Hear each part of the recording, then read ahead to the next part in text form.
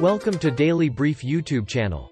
Russia's large-scale attack on Ukraine continues fiercely. After the Russian attacks that started in the morning, a bit of silence prevailed in Ukraine in the evening. However, the intelligence that the Russian army would launch an offensive operation at night was confirmed.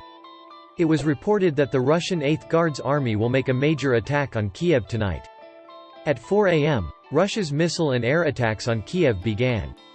This time, however, the Ukrainian air defense reportedly responded and stopped several very powerful missiles. Something large was intercepted by Ukrainian air defenses over Kyiv minutes ago. Ukrainian sources said the object hit by air defense systems was an airplane. Still, explosions from the city are also reported. An American news agency in the Ukrainian capital reported that early Friday it heard 2 large explosions in central Kyiv and a third loud explosion in the distance. According to local sources, heavy clashes are taking place between the Ukrainian army and the Russian army in the center of Peremogha, Lviv and Kyiv. At 4:20 a strong explosion in Kyiv on the left bank, visible from the Osokorki district. Russian mechanized ground troops entering the territory of Ukraine, on the other hand, encounter an unexpected resistance. Russian forces are reportedly withdrawing from Sumy in northern Ukraine. It is reported that 15 Russian tanks were destroyed in the fighting in Sumy. Although Russia has the superiority of air and missile power, it suffers heavy losses as soon as it enters Ukraine with its ground army.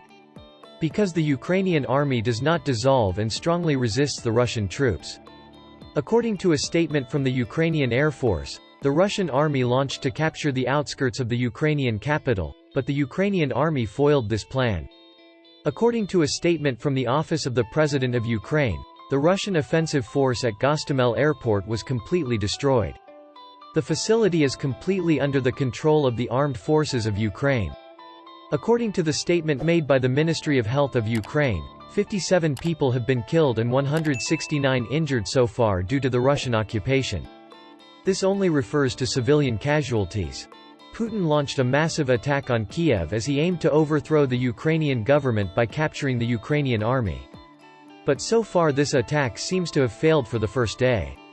Ukrainian air defense is still active around Kyiv, despite Russian attacks throughout the day.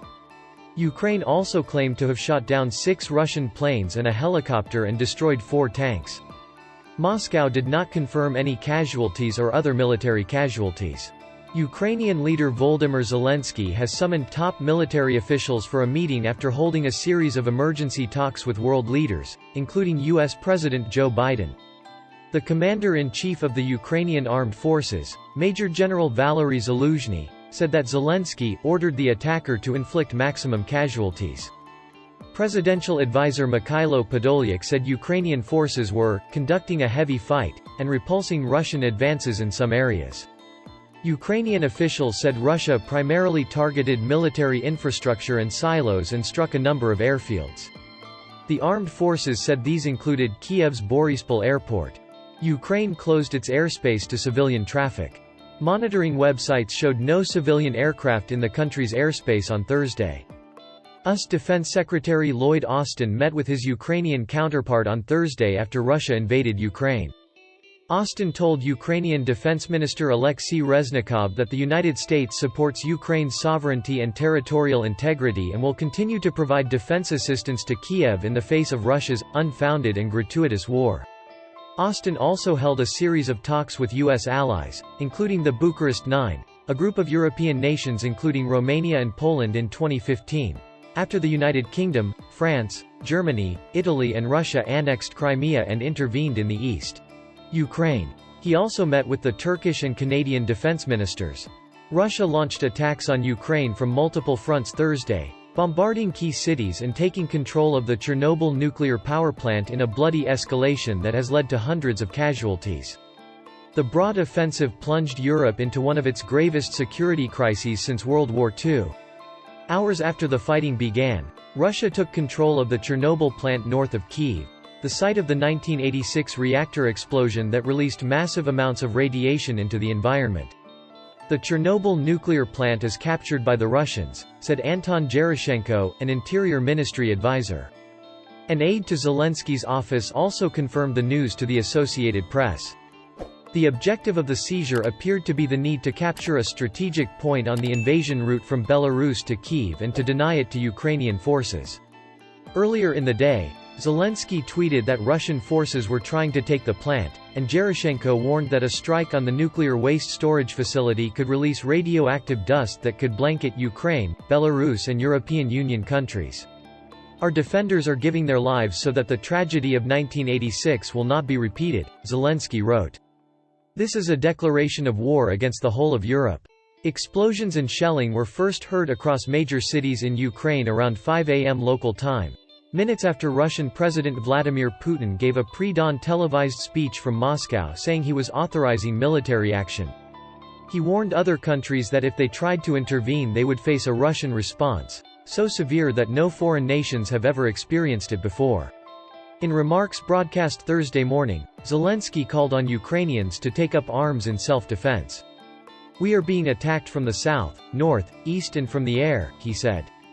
We are giving away weapons, and we will continue doing so to anyone who will ask for it in order to protect our sovereignty. Our future depends on each and every citizen. He later issued an order mobilizing the military to ensure the defense of the state. Western countries responded swiftly. President Joe Biden announced a stronger round of sanctions targeting several Russian banks, including the two largest majority state-owned institutions, Sberbank and VTB.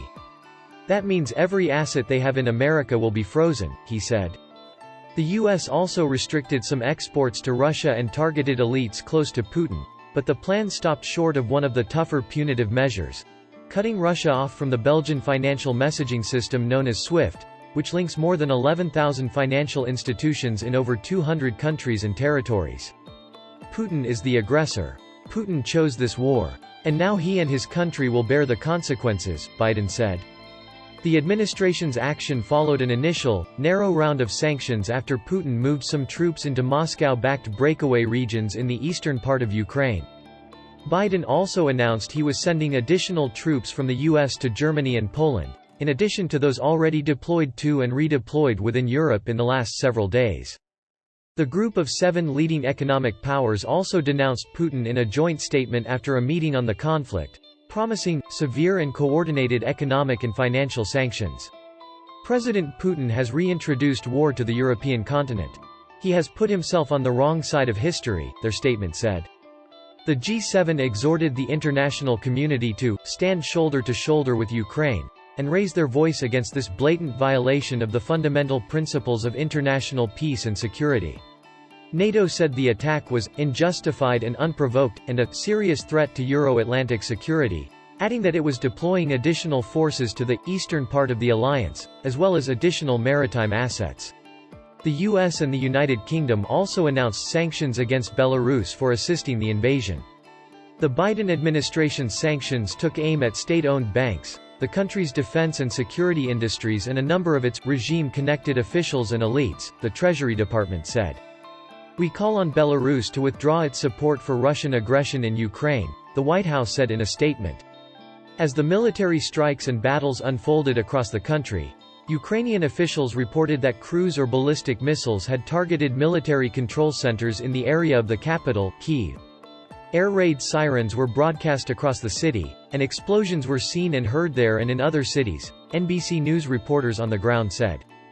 The missile attacks and shelling by Russian forces also targeted airfields, military depots and Ukraine's infrastructure around the country, with dozens of Russian troops, as well as Ukrainian soldiers and civilians, killed in the fighting, Ukrainian officials said. A senior U.S. defense official said Russia had launched more than 160 missiles since the strikes began. In remarks posted on Telegram, Zelensky renewed his calls for Ukrainian citizens to aid the defense forces, asking everyone with military experience to offer themselves in the effort. The sounds that we hear today are not only missile strikes, explosions and rockets, it's the sound of the Iron Curtain falling down and closing Russia from the other civilized world, he said.